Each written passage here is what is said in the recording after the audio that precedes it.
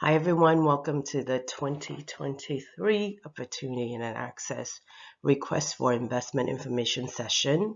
My name is Nicole Chu. I'm an advisor with the K-12 and post-secondary team at the Department of Education and Early Learning. Before we get started, if you would like to follow along, please use a copy of our beautiful RFI document as your reference. If you still have questions after watching this video and reading the RFI document, feel free to send your questions to DEEL funding@seattle.gov. That's DEEL funding@seattle.gov. The goal for this recording is to give you an overview of the RFI, the application requirements, and the process for completing and submitting the application. So let's get started. The RFI timeline. Here are some important dates to keep in mind. Our upcoming TA sessions on February 1st and February 8th. These sessions are open to all interested applicants. You can find the team meeting links for the TA sessions on our website. The website is listed above there in blue. Also listed on our website are contact information for our one-on-one technical assistance with our amazing TA consultants. So we have 3 TA consultants who are available from February 1st through March 3rd. Please reach out to one of them to schedule an appointment if you need further assistance. The application is due March 6th by 3 p.m. We highly encourage you, if you can, submit earlier. Don't wait until the last minute. The Opportunity and Access investment is one of the strategies under the 2018 Family Education Preschool and Promise Levy. The levy provides funding for DEEL to advance educational equity, close opportunity gaps, and build better economic future for our Seattle students. At DEEL, we believe that education is social justice, and we invite you to join in on this really important work. Again, the core strategies of the FEB levy is equitable education opportunities, high quality learning environments, and students and family support. The investment amount for this RFI is approximately $7.2 million. Each awardee will receive $150,000 per year for 3 years. We will fund 15 applications, up to 7 for capacity building, which is track 1, and 8 for program, which is track 2. The goal for the O&A investment is to increase access to enrichment and academic outcomes for students in Seattle who are furthest from educational justice. The 2 strategies that we're using to help us achieve this goal are expanded learning opportunities and college and career readiness. Expanded learning opportunities. They are academic and enrichment experiences that take place after school, during school breaks, and in the summer.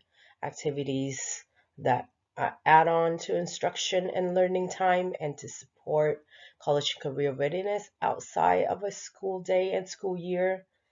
It could be services that complement school day activities, curriculum, and really there are opportunities that engages students in meaningful ways in enrichment activities or academic activities.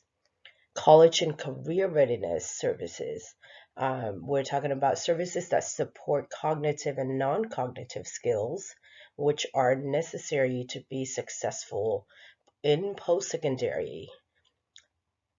And activities can take place again during the school day, after school, and in the summer. We really strongly encourage partnership between schools and community-based organizations to achieve these outcomes. Here are the outcomes we want to achieve under the expanded learning opportunities strategy. We want to increase academic growth. We want to increase 21st century skills. We want to raise awareness and interest in STEM programming for students. We want to increase students' readiness for college and career. Strategy 2, college and career readiness. Here are the outcomes we want to achieve for that strategy. Academic preparation, 21st century skills, again, increase college interest and awareness, and increase social emotional skills. Let's talk about our focus students. For a full list of the definition, please see page 4 of the RFI. For this investment, we are prioritizing BIPOC students with an emphasis on programs that support BIPOC students in reaching grade level standards.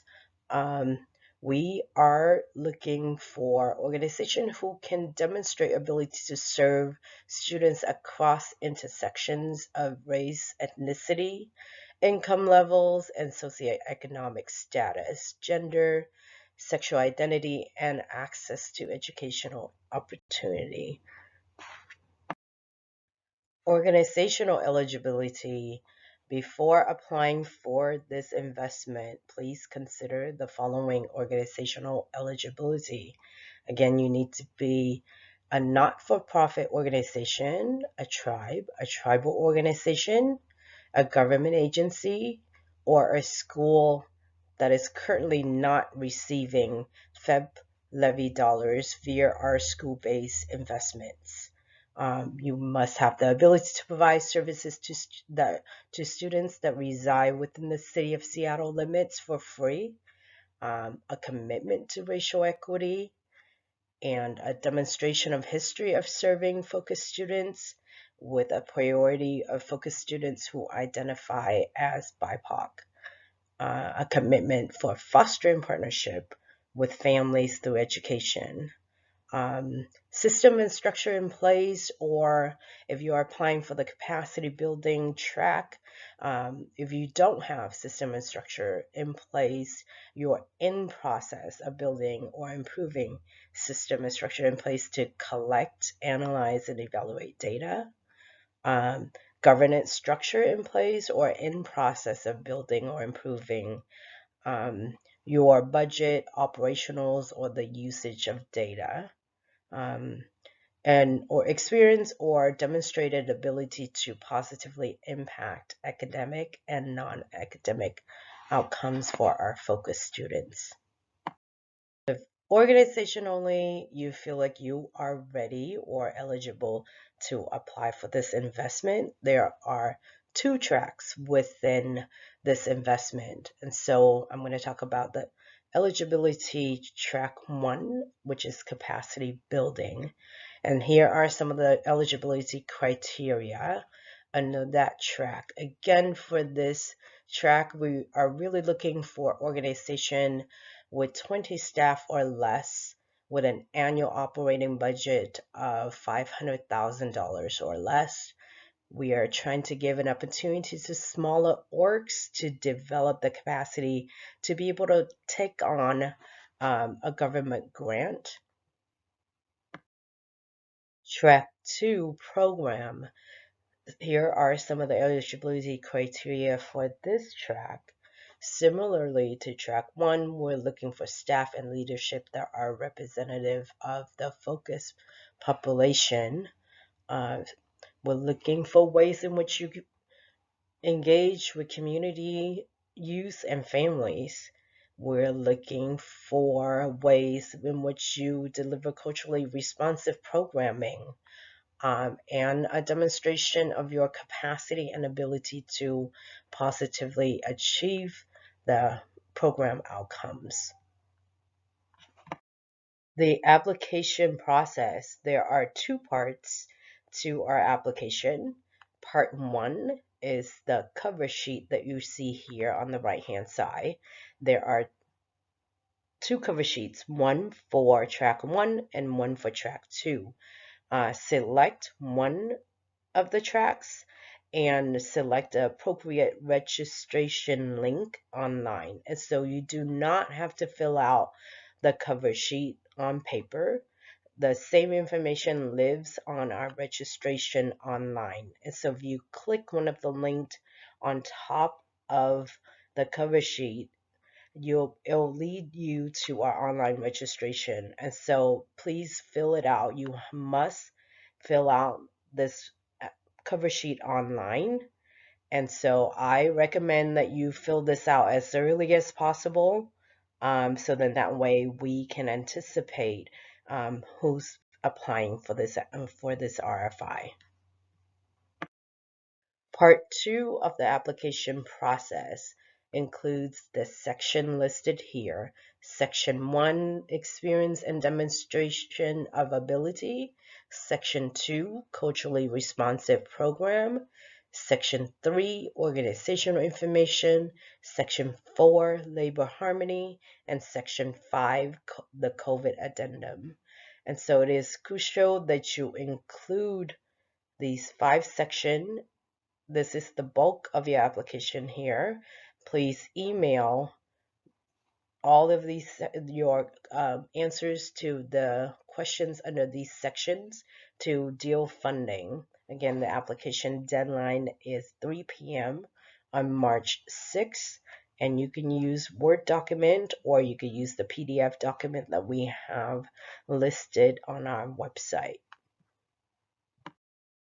Section 1 of the application, experience and demonstrated ability.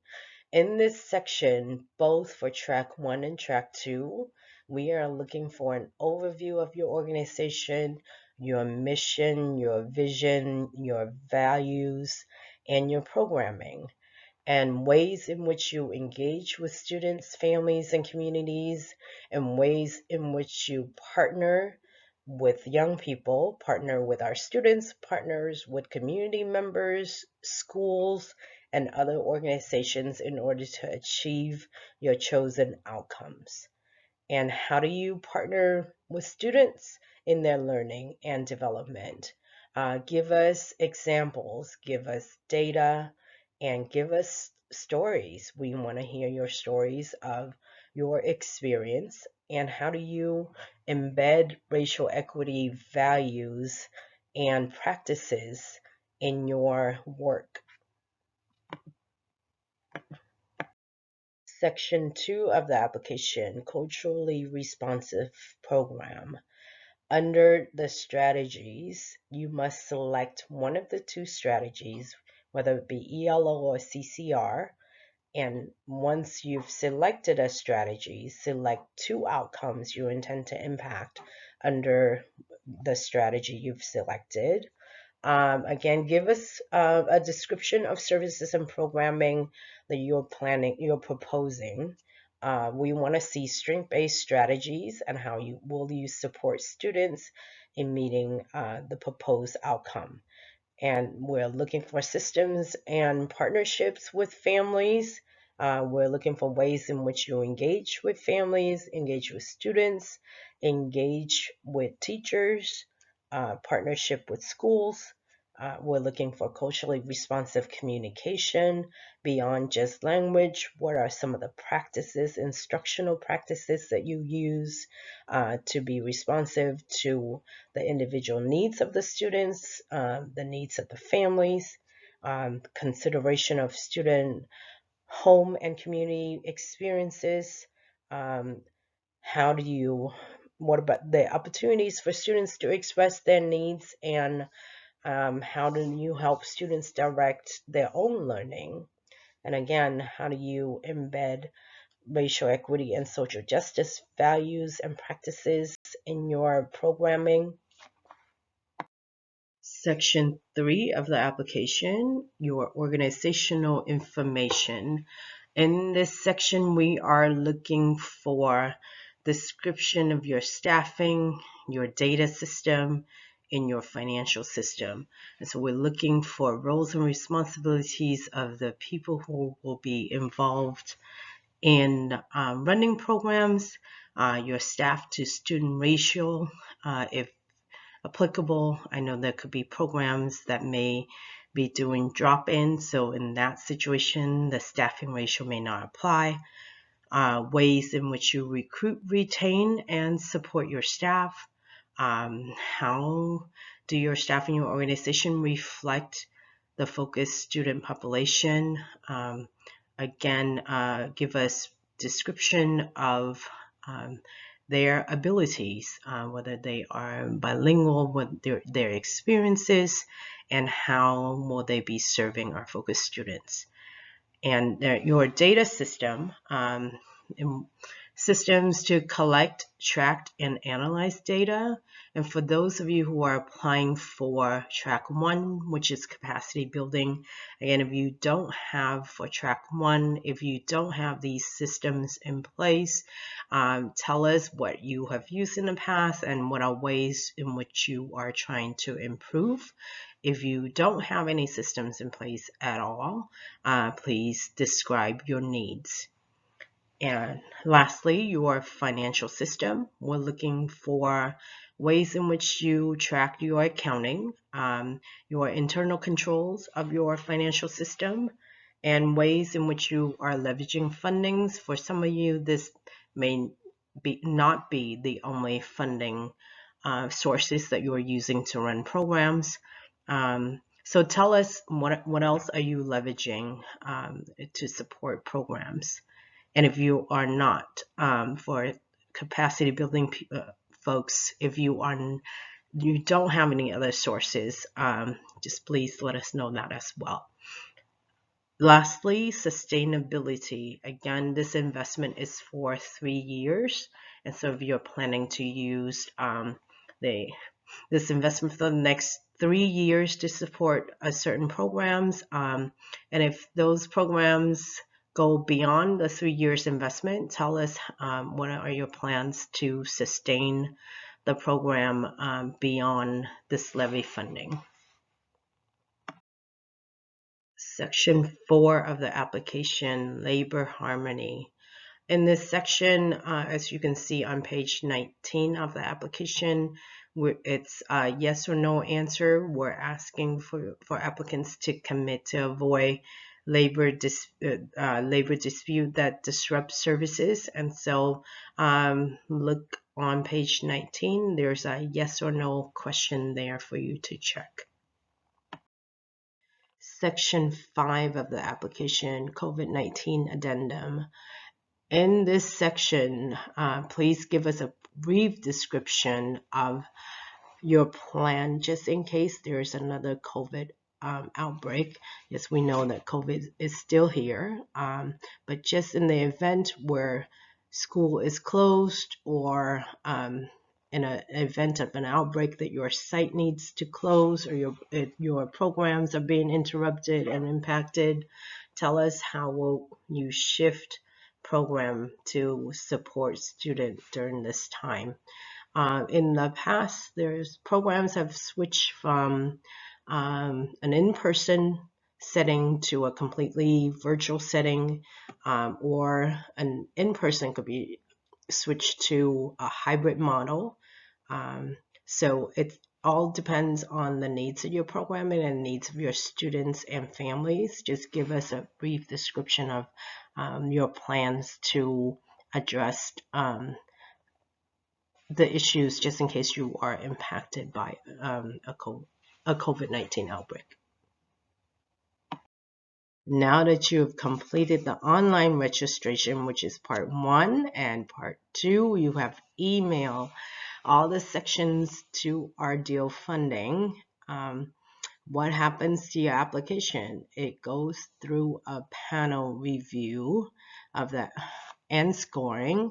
And so the panel, which is made up of community reviewers, will be reading your applications and scoring as follow: 15 points for your experience and engagement, 55 points for program and services, and 30 points for your organizational information. The labor harmony requirement is in there, but it's not score, and so it won't be counted towards the 100 points.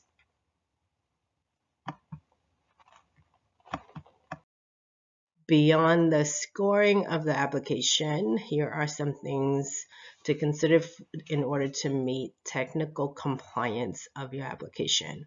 An application is deemed technically compliant if it is submitted by 3 p.m. on Monday, March 6th. So please submit your application on time. Please submit earlier if possible.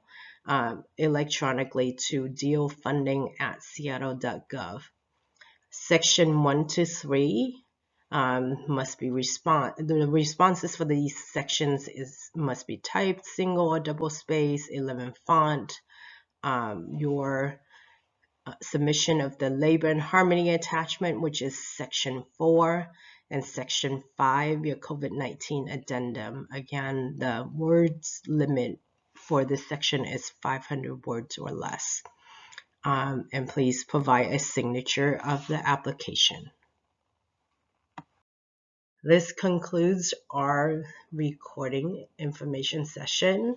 If you have questions, please email them to deelfunding@seattle.gov. In your subject line, please put question 2023 Opportunity and Access RFI. If you need one-on-one assistance, please don't hesitate to reach out to one of our TA consultants. Their information can be found on our funding website. Good luck, everyone. We look forward to reviewing your application and looking forward to working with some of you in the coming years.